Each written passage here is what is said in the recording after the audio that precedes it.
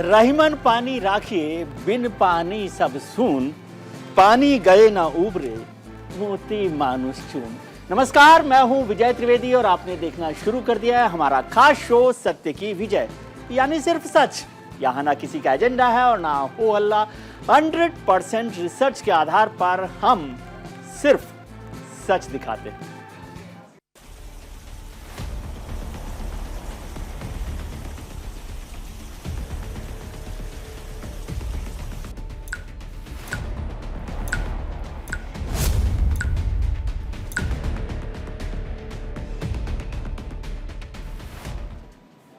जल नहीं तो कल नहीं। पानी की कमी के संकट से दुनिया का हर देश आज जूझ रहा है। ये किसी एक देश की कहानी नहीं, बल्कि दुनिया के लगभग हर देश में पानी की कमी है। हालांकि दुनिया का 70% हिस्सा पानी से घिरा हुआ है, लेकिन इसमें से 97% यानी 97% पानी ऐसा है जो पीने लायक नहीं है, यानी केवल 3% पानी पीने लायक है। पानी के बिना जीवन की कल्पना कोई कर ही नहीं सकता। पानी की इसी महत्ता को समझते हुए हर साल 22 मार्च को वर्ल्ड वाटर डे सेलिब्रेट किया जाता है, ताकि लोगों को स्वच्छ जल मुहैया कराने के साथ साथ इसके संरक्षण के प्रति भी जागरूक किया जा सके। तो चलिए पहले आपको बताते हैं कि हम ये बात क्यों कर रहे हैं कि जल नहीं तो कल नहीं। दुनिया का केवल 3% पानी ही पीने योग्य है। 97% पानी जो है, घिरा होने के बाद भी हमारे पास जो पानी है 97% वो पीने योग्य नहीं है। इसका 2/3 हिस्सा जो है जमे हुए ग्लेशियर्स में से है, तो उसका इस्तेमाल नहीं किया जा सकता। ग्लेशियर्स जो है वो जमा हुआ हिस्सा है, 2/3 है, 2/3 जो है, और जो हमारे उपयोग के लिए उपलब्ध नहीं है, क्योंकि उनका इस्तेमाल नहीं किया जाता। वो जमा हुआ पानी है जिसका इस्तेमाल हम लोग नहीं कर सकते हैं। दुनिया के 26% लोगों को साफ पानी नसीब नहीं है, यानी हर चौथा आदमी जो है, केवल उसमें से 4 में से 3 लोग जो है उनको पानी साफ नहीं मिल रहा है। 4 में से 1 व्यक्ति को पानी की कमी का सामना करना पड़ रहा है। 2016 में 93 करोड़ लोगों ने पानी की कमी का सामना किया था। 93 करोड़ लोगों ने, दुनिया भर में 2016 में 93 करोड़ लोगों ने, और 2050 का यदि हम आइडिया लगाएं तो 240 करोड़ लोगों को पीने के पानी के लिए संघर्ष करना पड़ेगा। कितनी गंभीर स्थिति है ये आप समझ सकते हैं। जल के बिना जीवन असंभव है। पानी इतना महत्वपूर्ण है, इसलिए इसकी कमी का संकट हमेशा धरती पर मंडराया रहा है। लेकिन क्या आप सोच सकते हैं कि कभी मुफ्त में मिलने वाला पानी, पीने का पानी, साल दर साल एक कारोबार में बदल गया।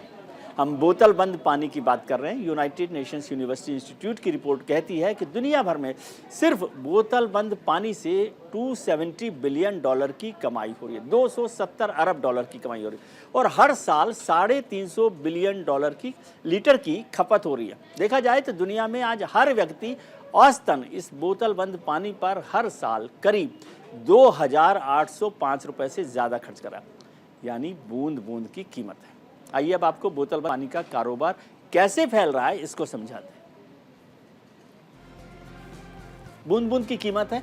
दुनिया भर में पीने के बोतल बंद पानी की खपत, जो कंजप्शन है, वो लगातार तेजी से बढ़ रहा है। आजकल 2010 से 2020 के बीच में इसमें 73% की बढ़ोतरी हुई है। 73% इजाफा हुआ है बॉटल्ड वाटर को यूज़ करने को लेकर। 1 मिनट में 10 लाख से ज़्यादा बोतल्स बिकती हैं पानी की। 1 मिनट में 10 लाख बोतल बिकती हैं। इससे आप इस बिज़नेस का अंदाज़ा लगा सकते हैं कि किस तरह से पानी का इस्तेमाल हो रहा है।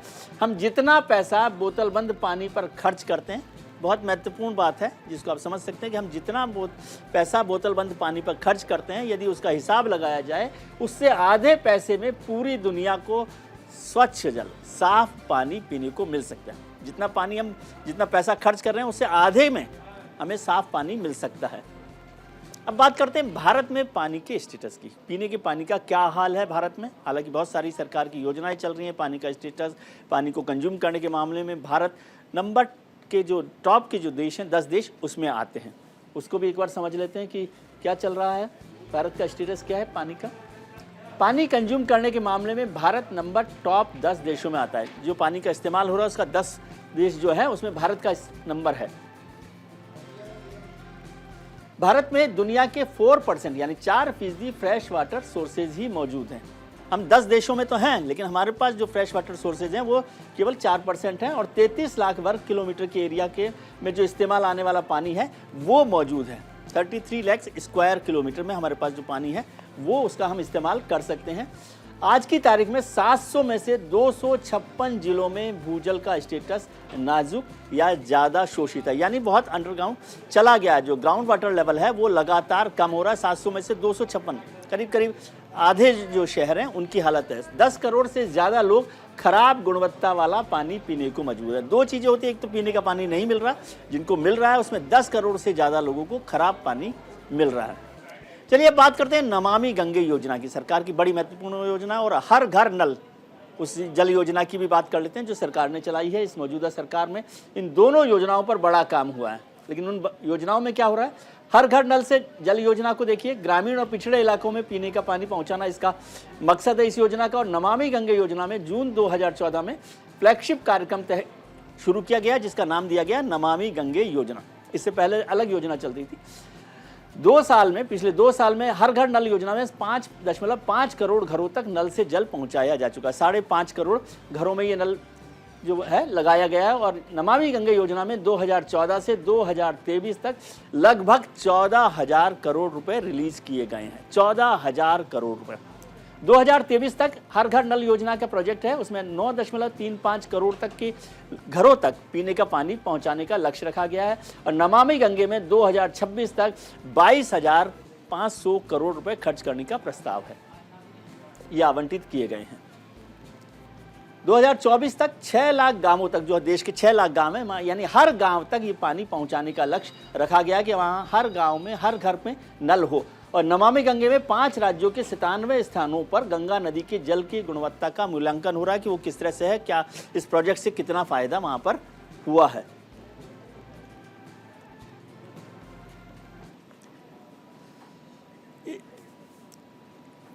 पानी की स्थिति क्या है, जल को लेकर क्या संकट है, इस पर अभी कुछ देर पहले मैंने डॉक्टर राजेंद्र सिंह, जिन्हें हम वाटरमैन ऑफ इंडिया कहते हैं, उनसे न्यूयॉर्क में बात की।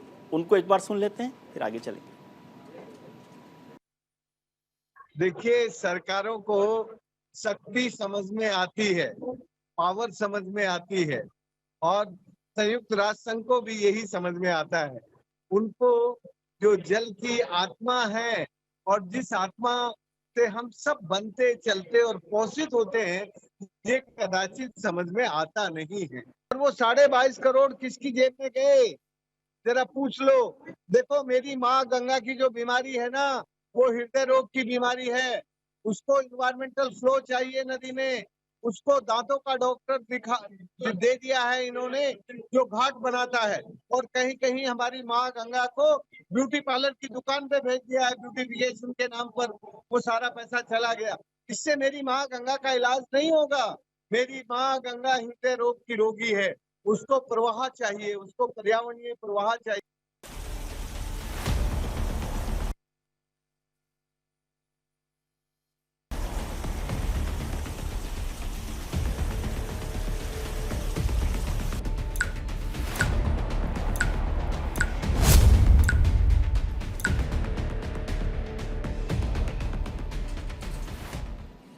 देश की राजधानी में हर साल आबादी में इजाफा होने के साथ साथ पानी की कमी की भी बढ़ती जा रही है, परेशानी बढ़ती जा रही है। खासतौर पर गर्मियों में पानी की किल्लत और बढ़ जाती है।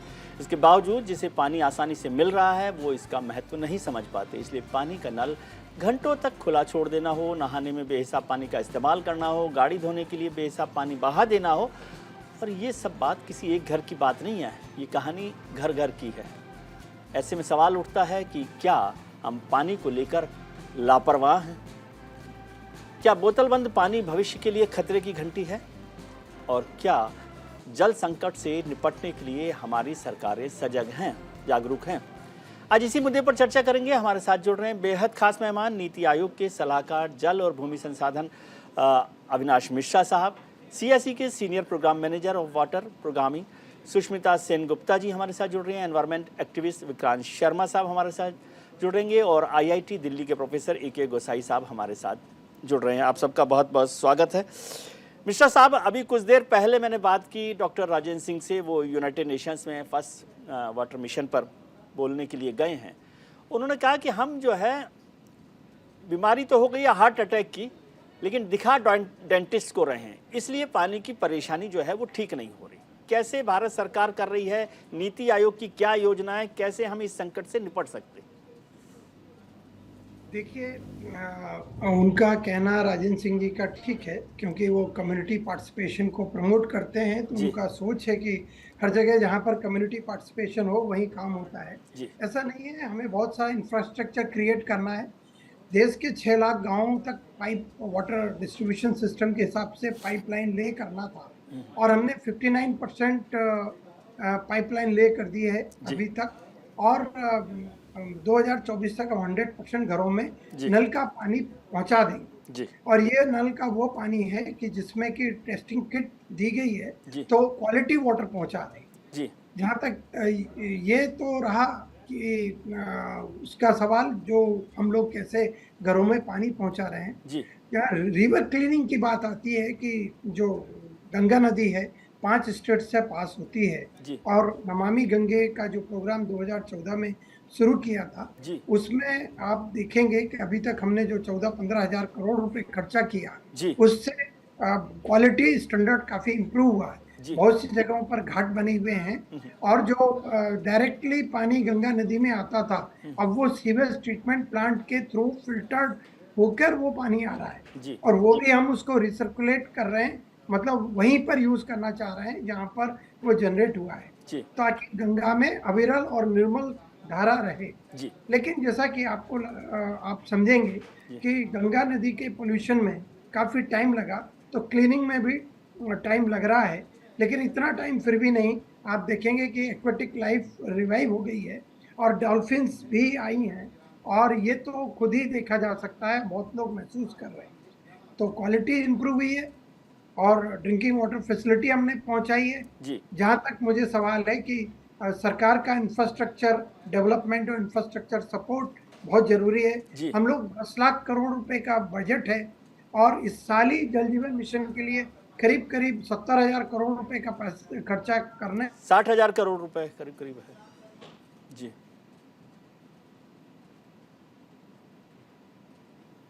जी। सुष्मिता जी, जो प्राइसिंग है जी। वो भी बहुत जरूरी है, जी। जो नहीं हो रही है। जी। तो सस्टेनेबिलिटी के लिए प्राइसिंग ऑफ वाटर भी चाहिए, तो कहीं ना कहीं हमें इस तरह से भी सोचना पड़ेगा। जी। और ये पीपुल्स मूवमेंट होना चाहिए, पार्टिसिपेटरी अप्रोच होना चाहिए, बेनिफिशरीज को खुद आके ये सब मेंटेन करना चाहिए और अपकीप रखना चाहिए। जी। तो ये मान लें क्या सर कि अब पानी पिया जा सकता है गंगा का?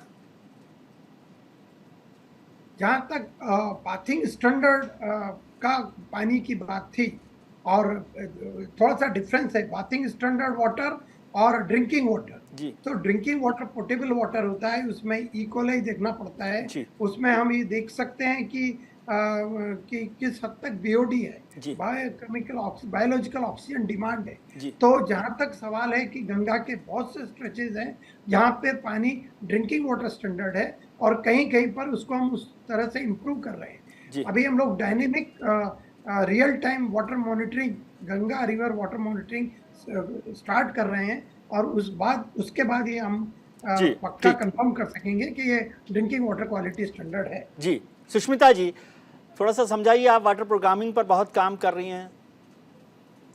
मिश्रा साहब ने बताया कि पानी का जो बाथिंग स्टैंडर्ड है गंगा का वो हुआ है, पीने लायक हुआ कि नहीं। मुझे नहीं पता था कि नदियां जो हैं सिर्फ नहाने के काम में आती हैं, लेकिन कितना बदला है 14 लाख करोड़ से और 40 साल से। अभी हमने इसको थोड़ा सा शिफ्ट कर दिया, सरकारें अपने हिसाब से करती हैं प्लान को।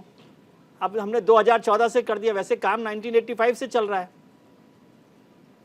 हाँ, ये तो सही बात है, काम बहुत चल रहा है, लेकिन हमें ये अप्रिशिएट करना चाहिए कि सरकार का जो 2 स्कीम्स है, एक तो जल जीवन मिशन और स्वच्छ भारत मिशन, ये दोनों जो है ये पाथ ब्रेकिंग मिशंस है।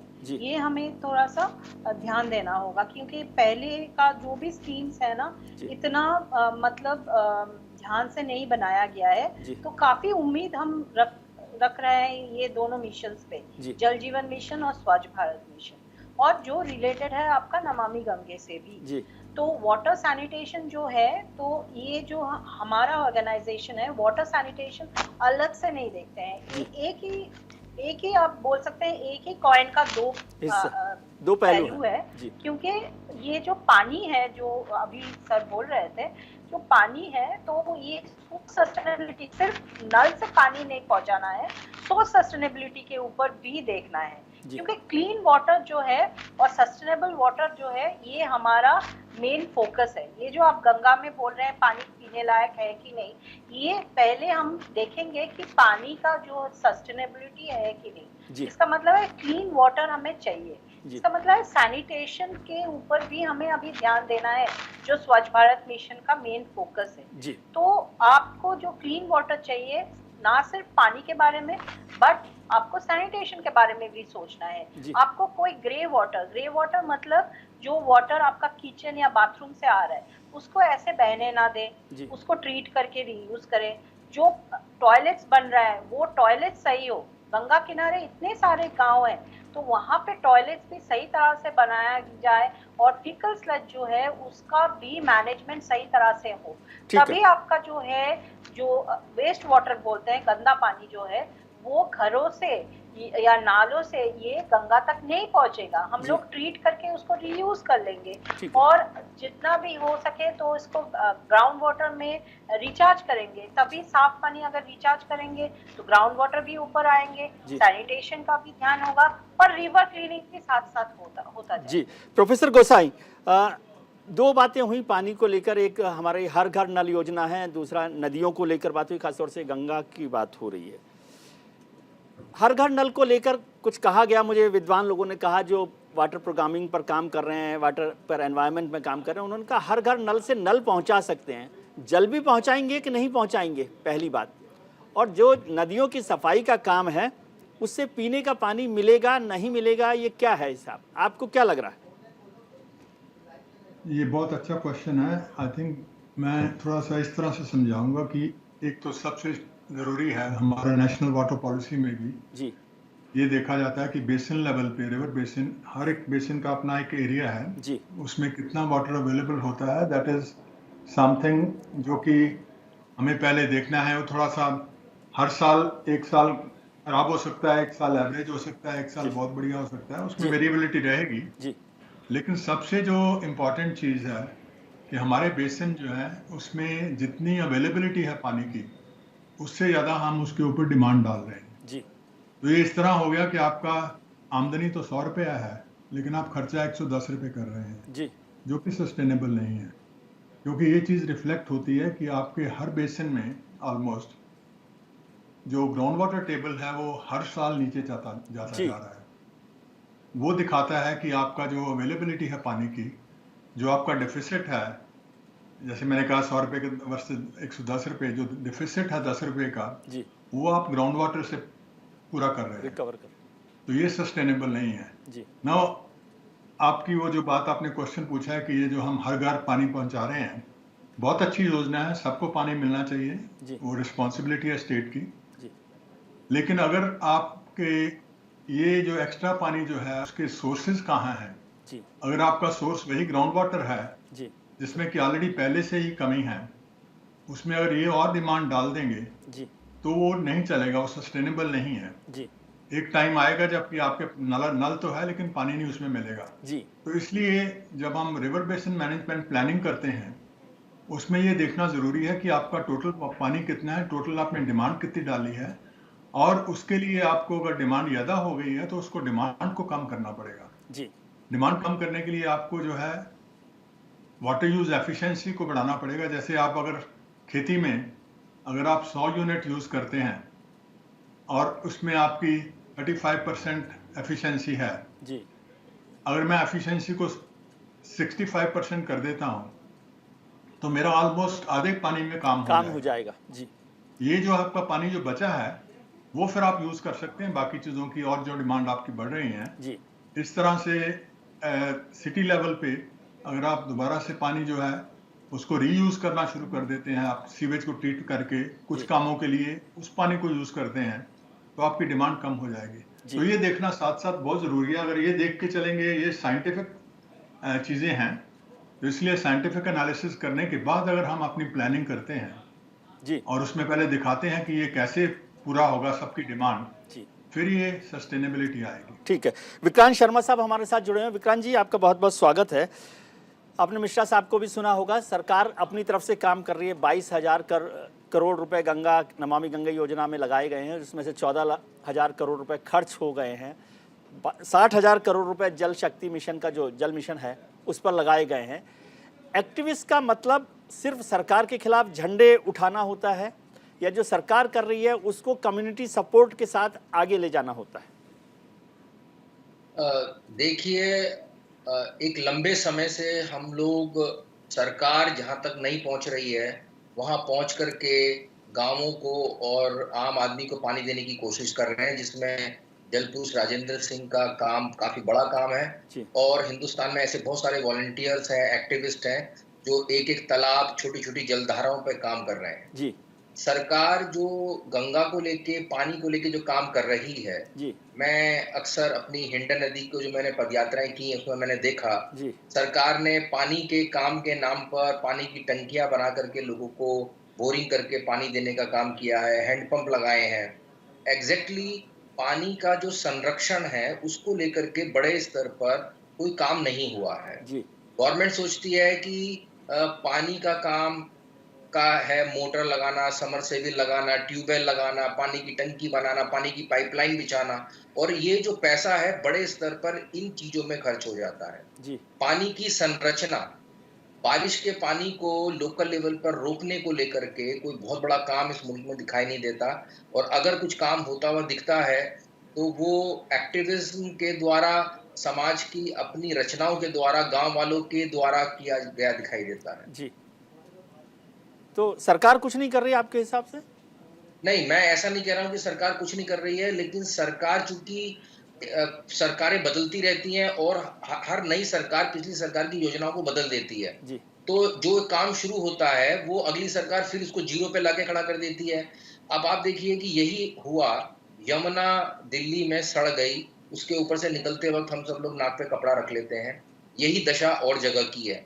और गंगा नदी को भी मैंने बहुत नजदीक से देखा है। पिछले 20 साल में गंगा नदी ने अपना 2/3 पानी खो दिया है, और जिस रफ्तार से हम शहरों को गंगा का पानी लाके दे रहे हैं, हम शहरों में गंगा जल बांट रहे हैं क्योंकि हमें इलेक्शन जीत रहे हैं, हमें वोट चाहिए, ये गंगा का पानी भी आने वाले 10-15 साल में हम खो बैठेंगे और गंगा भी एक सड़ी हुई बदबूदार नदी में तब्दील हो जाएगी। ठीक है।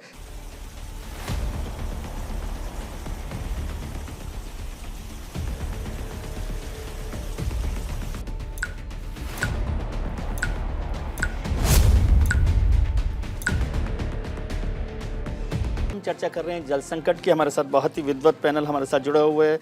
नीति आयोग में जल और भूमि संसाधन के सलाहकार अविनाश मिश्रा साहब हमारे साथ हैं। IIT दिल्ली के प्रोफेसर AK गोसाई साहब हमारे साथ हैं। Manager of water programming, senior programme manager Sushmita Sen Gupta ji हमारे साथ हैं, और विक्रांत शर्मा साहब एनवायरमेंट एक्टिविस्ट हमारे साथ जुड़े हुए हैं।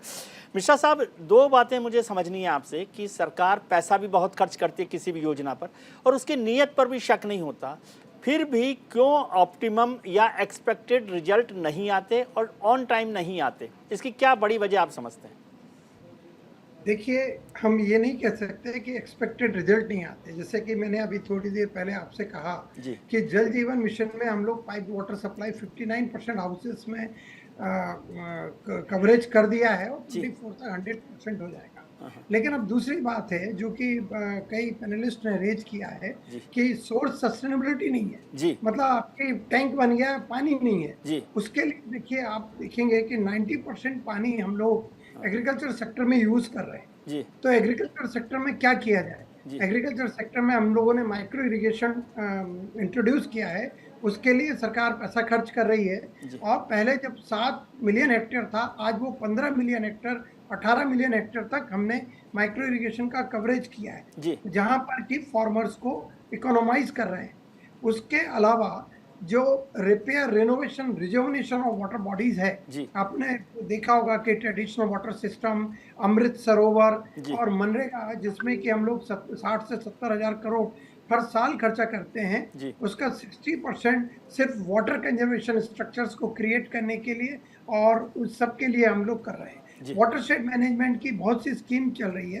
तो ऐसा नहीं है, ऐसा नहीं कहा जा सकता कि हम लोग वाटर कंजर्वेशन के लिए प्रयास नहीं कर रहे हैं। प्रयास हो रहा है, और डिपेंडेंस भी देखेंगे कई जगहों पर जो ग्राउंड वाटर पे डिपेंडेंस कम हुआ है। और दूसरी बात हम लोग उसके लिए भी प्रयास कर रहे हैं कि रीयूज ऑफ वाटर, हमारा जो वेस्ट वाटर जनरेट होता है तो वो पहले एसटीपीज में जाके उसको ट्रीट करते थे। पहले तो पानी एसटीपीज तक ही नहीं पहुंचता था, फिर एसटीपीज में ट्रीटमेंट का वो लेवल नहीं था। अब एटलीस्ट हम लोग 1/3 जो वेस्ट वाटर जनरेट हो रहा है उसको ट्रीट कर रहे हैं, लेकिन उसके रीयूज के लिए पेरी अर्बन एरिया में कर रहे हैं। नॉर्म्स चेंज किए हैं कि आप जो है डुअल पाइप सिस्टम करेंगे, जो नए हाउसेस आएंगे उन सब में होगा। रेन वाटर हार्वेस्टिंग को हम लोगों ने प्रमोट किया है। तो ऐसा नहीं है, सरकार का प्रयास चल रहा है। बिल्कुल सरकार का प्रयास है। मैं एक और बात समझना चाहता हूं, जो अभी चर्चा में हुई, पैनल में भी बात हुई कि सरकारें जैसे बदलती हैं, इसका मतलब पॉलिटिकल गवर्नमेंट जब बदलती, पॉलिटिकल लीडरशिप बदलती है, तो हमारी पुरानी योजनाएं, मिश्रा साहब ने बहुत मेहनत की किसी प्रोजेक्ट पर और फिर पॉलिटिकल लीडरशिप बदल गई तो उस योजना को बंद कर दिया, फिर दूसरी योजना शुरू कर दी, तो वो जो मेहनत है वो भी खराब होती है। ऐसा बहुत बार होता है। गलत बात है जी। या केवल आप झंडा और डंडा बदलते हैं, तो फिर इसको आप क्या कहते हैं कि झंडा और डंडा बदलते हैं? नहीं जी, नहीं जी, वो जैसे इस सरकार की बात मैं करता हूँ। एक्सेलरेटेड इरिगेशन बेनिफिट प्रोग्राम नाम की एक स्कीम थी, उसको हमने प्रधानमंत्री कृषि सिंचाई योजना करके उस एक्सेलरेटेड इरिगेशन बेनिफिट प्रोग्राम की जो कमियां थी उनको दूर करके इस स्कीम को बनाया। उसके साथ साथ हमने उसमें repair reservation water bodies, command area development और भी कई चीजें जोड़ दी हैं। तो ऐसा नहीं है, पहले national rural drinking water programme था। मैं तो 8th प्लान से जुड़ा हुआ हूँ, मैं देख रहा हूँ तब से लेके अभी तक हम लोग ड्रिंकिंग वाटर की 94-93% तक कवरेज करते थे। लेकिन उसी स्कीम को अभी हमने जल जीवन मिशन का नाम दिया है, सस्टेनेबिलिटी ऑफ सोर्सेस किया है। ग्रे वाटर को किस तरह से यूज करेंगे, 1.41 लाख करोड़ उसके लिए दिया है और उसका नाम ODF प्लस करके दिया है, और ओपन डिफिकेशन प्लस। तो ऐसा नहीं है कि वो उस स्कीम को बंद कर दिया या उस स्कीम को झंडा बदल दिया, नहीं, उस स्कीम को मॉडिफाई करके जो बेटर एक्सपीरियंस से जो लोगों ने गेन किया है वो कर रहे हैं, उसको अपडेट कर रहे हैं। प्रोफेसर गोसाई, नल जो है वो तो हर घर में नल जो है वो तो वोट देता है, और हर घर में नल जो लगा है उसमें जल जो है वो जीवन देता है। आपकी स्टडी, आपका अनुभव क्या कहता है? आपका लास्ट जो आपने कहा वो मिस हो गया, दोबारा से बताइए। मैं ये निवेदन कर रहा हूँ कि आपने कुछ कहा जी, मिश्रा साहब ने कहा कि भाई अपडेट करते हैं हम योजना को, वो बिल्कुल ठीक बात है कि जो योजनाओं से एक्सपीरियंस होता है उसको करते हैं। इसमें एक सवाल तो यह है कि भाई स्टेक होल्डर से क्या पार्टिसिपेशन पूरी तरह से नहीं होता, पहली बात। दूसरी बात, योजनाएं बनती है, जैसे कहा कि जो जल जीवन की अभी सबसे बड़ी योजना है सरकार की, महत्वपूर्ण योजना है हर घर नल। तो नल जो है वो तो किसी पॉलिटिकल लीडरशिप को वोट देने के लिए कामयाब है, सक्सेसफुल है, लेकिन उस नल में जल आएगा कि नहीं आएगा, क्योंकि जल जीवन देगा, वोट नहीं देगा भले ही, लेकिन जीवन तो देगा। लेकिन नल में जल आएगा कि नहीं आएगा ये महत्वपूर्ण है ना। नहीं, वही तो मैं पहले भी कह रहा था जी कि जल कितना चाहिए आपको, जो कि जाना चाहिए, जो भी आपने नल लगाए जहां जहां लगाए हैं जी, उसकी क्वांटिफिकेशन आपको पता है कि कितने लोगों के लिए आपने किया है। तो उसका जो सोर्स है उसमें सस्टेनेबिलिटी, वो क्या आने वाले सालों साल वो चलता रहेगा जी, वो मैंने पहले भी उसका जिक्र किया था। एक चीज और जो मैं कहना चाहता था, क्योंकि एक किसी ने बीच में बोला था कि जल संरक्षण बहुत जरूरी है जी। हमारे कंट्री में एक चीज मैंने देखी है कि जल संरक्षण का कोई ट्रेड ऑफ नहीं है। कोई ये नहीं कि कितना जल संरक्षण करना है एक बेसिन में। जैसे आप वाटरशेड मैनेजमेंट में ऐसे भी मैंने बेसिन देखे हैं जहाँ पे कि 10,000 और उससे भी ज्यादा चेक डैम बना दिए गए हैं जी। ये जो एक तरीका है जिसमें कि आप पानी रोक देते हैं, ये पानी पहले कहाँ जा रहा था? ये शायद एक कोई बड़ा प्रोजेक्ट था उसके अंदर जा रहा था, जिसमें कि अब जाना बंद हो गया जी। तो उसमें क्या किया आपने, सिर्फ पानी को आपने मूव कर दिया, जहाँ पहले जा रहा था उसकी जगह पे दूसरी जगह पे खड़ा कर दिया जी। लेकिन पानी आपने कोई बढ़ाया तो नहीं ना, पानी तो वही रहा जी। इसलिए ये जो at the country level, at the basin level, we have to find a trade off की एक बेसिन में उसका सारा देखने, कैरेक्टराइजेशन करने के बाद कि उसमें 20 लाख चेक डैम से ज्यादा नहीं होना चाहिए जी, या कितना उसमें है क्वांटिफिकेशन करना पड़ेगा ताकि जो दूसरे एग्जिस्टिंग प्रोजेक्ट्स हैं उनमें नुकसान ना हो जी। तो ये जो एक चीज है वही चीज उसमें ग्राउंड वाटर में भी है जी कि ग्राउंड वाटर के लेवल को हमें देखना है कि कितना लेवल जो है, क्योंकि ग्राउंड वाटर का रोल क्या है अगर देखें जब लेकिन सर ये तो जो नीति आयोग में और सरकार में बैठे लोग हैं वो भी विद्वान लोग हैं, वो सब स्टडी करके ये रिपोर्ट पर काम करते हैं ना। आप जैसे लोग ही उसमें शामिल रहते हैं, मिश्रा साहब जैसे लोग शामिल रहते हैं, सुष्मिता जी जैसे लोग भी रहते हैं। शामिल तो रहते हैं, लेकिन जो पॉलिसीज बनती हैं जो इम्प्लीमेंट होती हैं उसमें जो इवैल्यूएशन की बात हम कर रहे थे ना, इवैल्यूएशन सिर्फ पैसा कितना खर्च हुआ है वहीं पे जाके खत्म हो जाता है। कुछ जगह पे इवैल्यूएशन होती है कि जैसे मिश्रा जी ने कहा कि हमने इतना जो एरिया है उसमें ड्रिप इरिगेशन या स्प्रिंकलर इरिगेशन लगा दिया, लेकिन उसमें ये इवैल्यूएशन नहीं हुई कि उसमें पानी कितना सेव हुआ। वो क्वांटिफिकेशन बहुत जरूरी है। अगर आपको उसको एलोकेट करना है, जितना आपने सेव किया उसको कहीं और एलोकेट करना, तो उसके लिए क्वांटिफिकेशन, जब तक आप क्वांटिफिकेशन नहीं करेंगे तो ये सारी जो है ना बेसिन लेवल पे हम जो वाटर बैलेंस की बात करते हैं तो वो अलग अलग जगह पे वाटरशेड लेवल पे भी अभी हम जो प्रमोट करते हैं कि लोकल लेवल पे पहले बेसिन प्लानिंग होनी चाहिए कि कितना आपने यूज किया, कितना आपको मिल रहा है, और उससे आपका जो यूसेज है वो ज्यादा तो नहीं है जितना आपकी इक्विटी है। ठीक है, तो इक्विटी डिफाइन करने पड़ेगी। They are it's a very scientific procedure which are there, लेकिन वो उसको इम्प्लीमेंट करने में थोड़ा सा अभी भी है, प्रॉब्लम्स हैं। ठीक है, उसके लिए आजकल बहुत टेक्नोलॉजीज डेवलप हो गई हैं, सेंसर्स हैं आपके पास जिसमें कि आप ऐसे ग्राउंड वाटर बोर्ड जो है सिर्फ 4 रीडिंग लेता है साल में।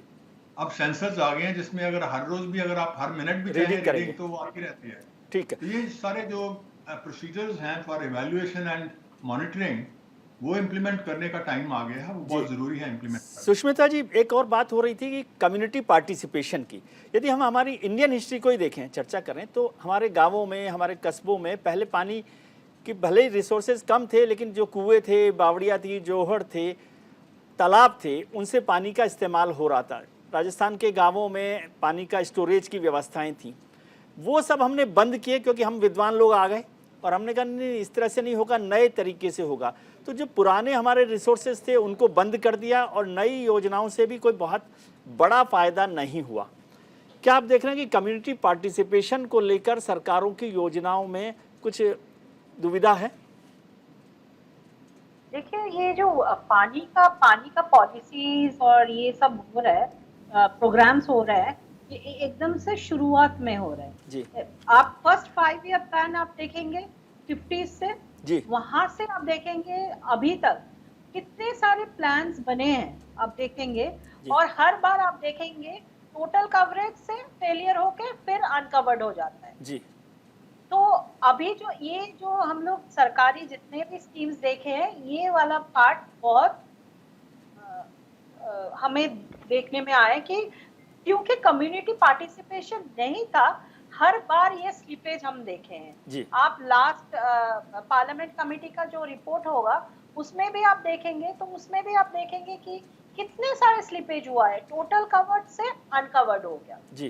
तो ये क्यों हो रहा है, ये समझने का टाइम आ गया कि क्यों हो रहा है। जब भी ये जल जीवन मिशन आगे अगर हम सक्सेसफुल करना है, इसको हमें थोड़ा सा ध्यान से पढ़ना है। ये इसीलिए हुआ क्योंकि एक तो कम्युनिटी पार्टिसिपेशन बहुत कम रहा इसमें, और लोग जाके इंजीनियर्स जाके सारे स्ट्रक्चर्स बने जी।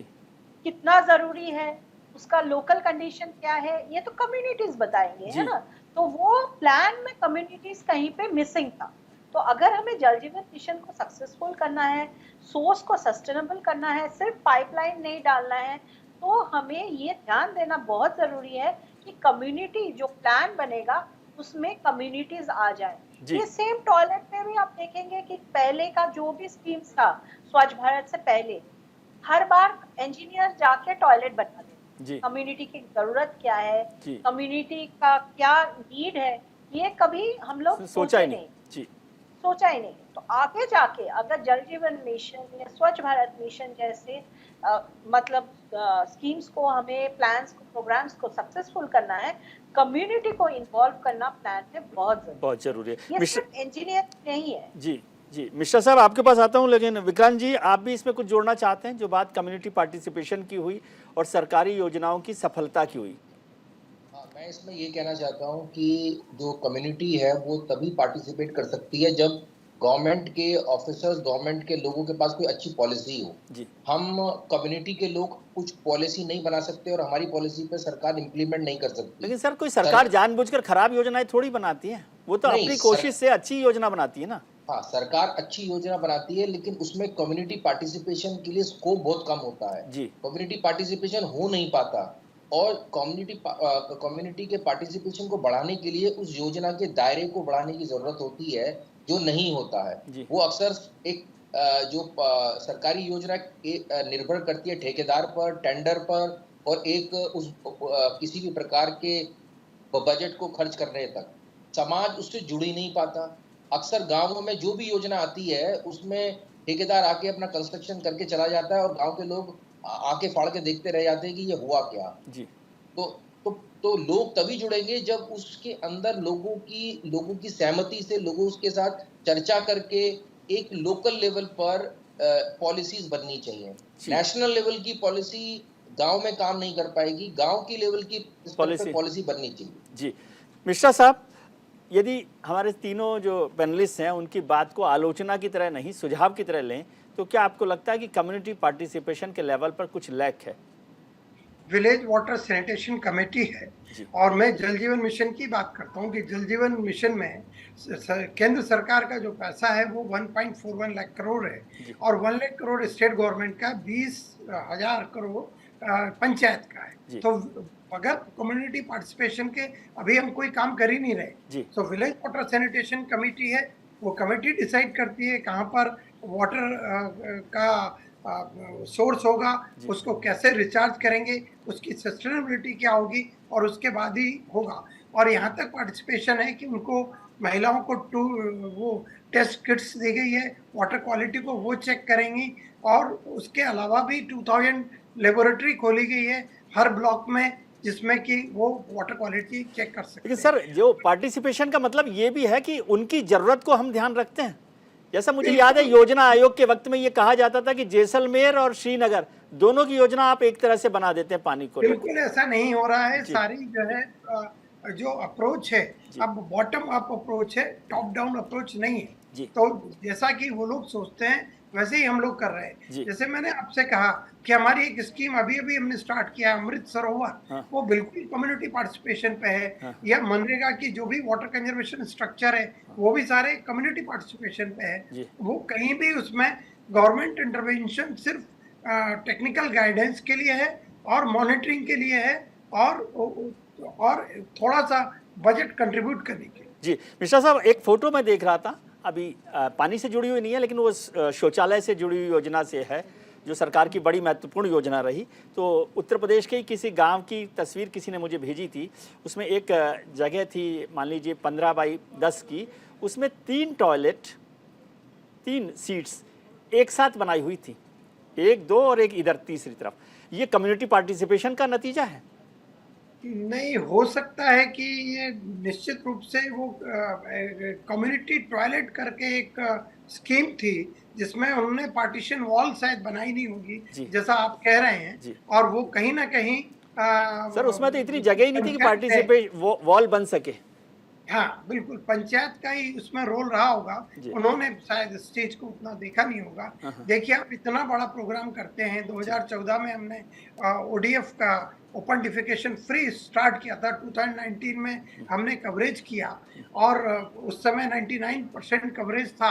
अभी कुछ सर्वेस कहते हैं कि कुछ कम है, कुछ नहीं हो पाया, 71-80। मैं समझता हूँ कि जो योजनाएं बनती है उसमें कुछ कमी ज्यादा हो सकता है, वो तो होता ही है सब योजनाओं के लिए, लेकिन ऐसा तो नहीं है कि कम्युनिटी पार्टिसिपेशन का मतलब सरकार जो है ठेकेदार पार्टिसिपेशन समझती है।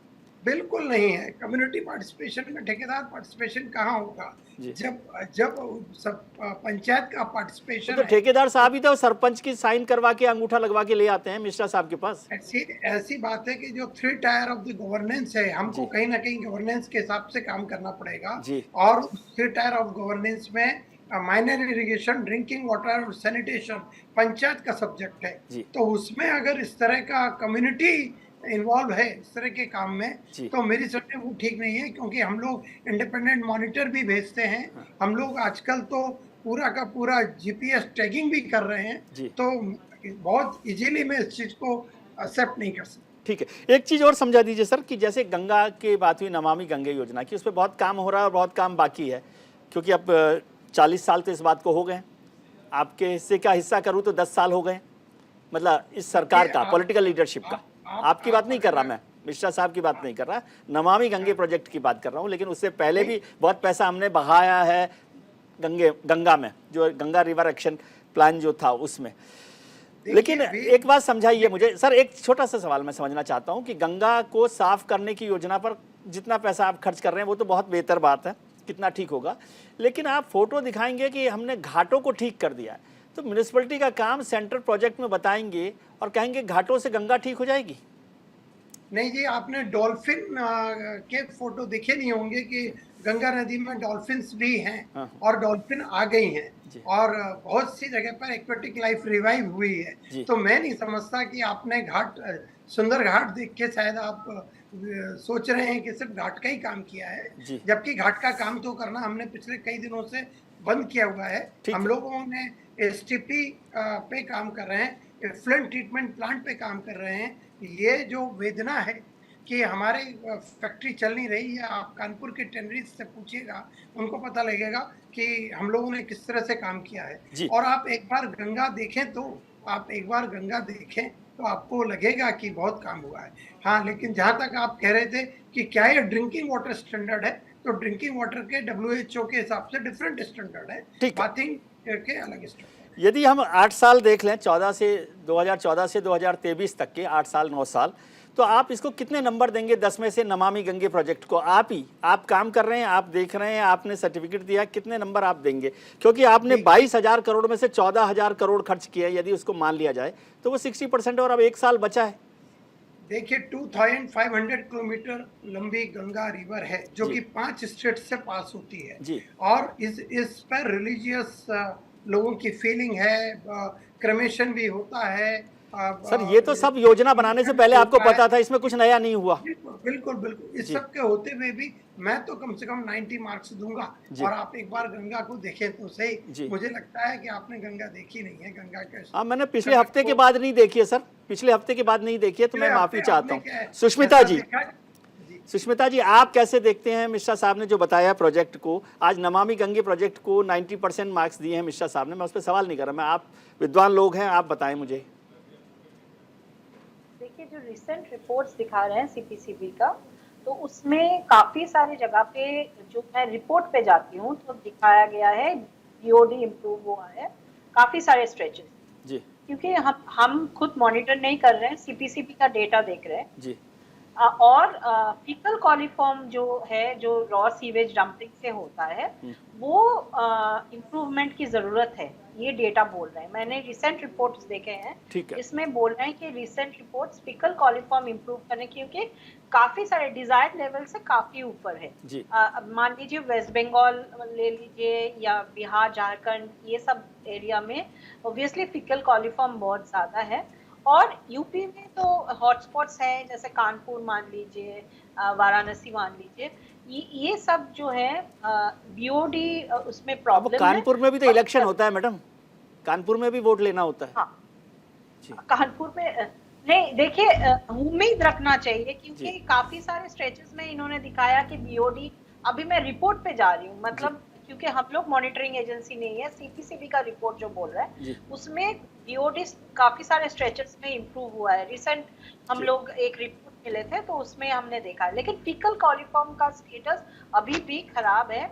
पता नहीं मिश्रा, ठीक है, आप कितना % नंबर दे रहे हैं? आप कितना नंबर देते हैं 10 में से इस प्लान को? ये बोलना बहुत मुश्किल है, क्योंकि घाट रेनोवेशन बहुत हुआ है, लेकिन क्वालिटी इंप्रूवमेंट जो हम उम्मीद रखे थे कि जैसे नमामि गंगे प्रोजेक्ट लॉन्च हुआ था, जो उम्मीद रखे थे इतना तो हम नहीं बोलेंगे कि इतना हुआ है, लेकिन हम लोग नेगेटिव नहीं सोचते, हम ये सोचते हैं कि शायद उम्मीद भी बाकी। ठीक है, विक्रांत जी। मैं ये कहता हूँ कि इस सरकार के आने के बाद नमामि गंगे जो प्रोजेक्ट आया उसके अंदर कई महत्वपूर्ण काम हुए, खासतौर से एसटीपी का पानी गंगा में ना डाल के उसको वापस कैसे इस्तेमाल किया जा सकता है खेती या अन्य कारणों पर। लेकिन मेरी चिंता का विषय ये नहीं है, मेरी चिंता का विषय यह है कि मैं पिछले 10 साल से निरंतर गंगा के अलग अलग हिस्सों में जाके गंगा को ऑब्जर्व कर रहा हूँ। गंगा अपना अस्तित्व खो रही है। गंगा के किनारों पर भयंकर एनक्रोचमेंट हो रहा है, नए शहर बस रहे हैं, सबको गंगा जल दिया जा रहा है, गंगा अपना पानी खो रही है। और जो हालात दिख रहे हैं, मेरे को चिंता ये है कि अगले 10, 15, 20 साल में हम गंगा हिंदुस्तान में कई जगह पर खो बैठेंगे और गंगा को लोग पैदल चल के पार करने लगेंगे, जिस गंगा में विशाल पानी होता था। ये सबसे बड़ा चिंता का विषय है कि हम उसके पानी को इलेक्शन के लिए, वोट के लिए बांट रहे हैं उन लोगों को जिनके यहाँ पर बारिश होती है और वो अपने पानी को ना तो संजोते हैं, ना रोकते हैं, ना ही उसको रिचार्ज कर रहे हैं। जी, रिचार्ज करते हैं। ठीक है, आप कितने नंबर दे रहे हैं इसमें योजना में? मैं सरकार को देखिए नंबर के तरीके से मैं नहीं देख रहा हूँ, लेकिन हाँ मैं ये मानता हूँ कि भारत नंबर का मतलब कोई सर्टिफिकेट नहीं दे रहे सर, एक आइडिया होता है कि कितना काम हुआ आपके हिसाब से। भाई मेरे हिसाब से मैं पासिंग मार्क्स भी नहीं दूंगा, लेकिन प्रोफेसर गोसाई, मुझे उम्मीद है, आशा है कि हम कर सकते हैं। ठीक है प्रोफेसर गोसाई, बिल्कुल छोटा सा, बिल्कुल वक्त नहीं बचा, लेकिन फिर भी आपसे मैं चाहता हूँ कि आपका क्या मेरा सोचने का तरीका थोड़ा सा डिफरेंट है। मैं ये कहता हूँ कि हम सिर्फ मेन रिवर को ही फोकस कर रहे हैं जी। जैसे अगर यमुना की बात करें, यमुना दिल्ली के अंदर नेचुरल ड्रेन जो है यमुना की, जो कि यमुना में पानी लेके जाते हैं जब बारिश का पानी आता है, वो करीब 200 है। ठीक है। एंड सारी की सारी 200 जो है उसमें सीवेज बहती है सारा time through out the year. तो अगर आप सोर्स को नहीं टैकल करेंगे ना, अगर यमुना हमने कर दिया साफ कि उसमें नहीं जा रहा सीवेज, ठीक है, लेकिन बाकी सारी जो ड्रेन्स हैं उसमें सीवेज जा रहा है, तो आई वोंट बी सैटिस्फाइड। चलिए मेरे को फिर नंबर देने का ठीक है। बहुत बहुत शुक्रिया मिश्रा साहब, आपका शुक्रिया, गोसाई साहब आपका, सुष्मिता जी आपका भी, और विक्रांत जी आपका भी बहुत बहुत शुक्रिया कि आपने वक्त निकाला और हमारा ज्ञानवर्धन किया। बहुत शुक्रिया आपका। आज हमने शो की शुरुआत में आपसे एक सवाल पूछा था कि क्या हम पानी को लेकर लापरवाह हैं। इस पर 62% लोगों ने हाँ के पक्ष में अपना वोट किया है, वहीं 38% लोग इसके पक्ष में नहीं हैं। यानी हमें अपने गिराबां में झांकने की ज़रूरत है। आपने नेताओं की बात सुनी, हमारे पैनलिस्ट की बात सुनी, विद्वानों की बात सुनी, अब मेरी भी बात छोटी सी, यानी विजय व्यू। पानी क्या है? हमारे दादाजी ने जिसे नदी में देखा, पिताजी ने कुएं में देखा, हमने जिसे नल में देखा और बच्चों ने बोतल में, और अब उनके बच्चे कहाँ देखेंगे ये पता नहीं।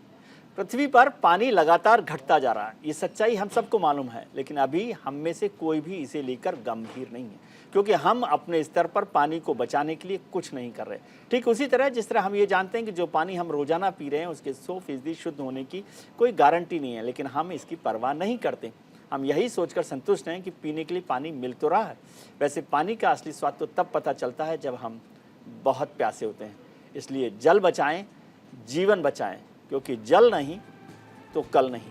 आज के कार्यक्रम में इतना ही। मैं समझता हूं कि आप समझदार हैं, इसको ध्यान रखेंगे। उम्मीद करता हूं कि आपका आने वाला कल आज से बेहतर हो। आप अपना ख्याल रखिए और उनका ख्याल रखिए जो आपका ख्याल रखते हैं। नमस्कार।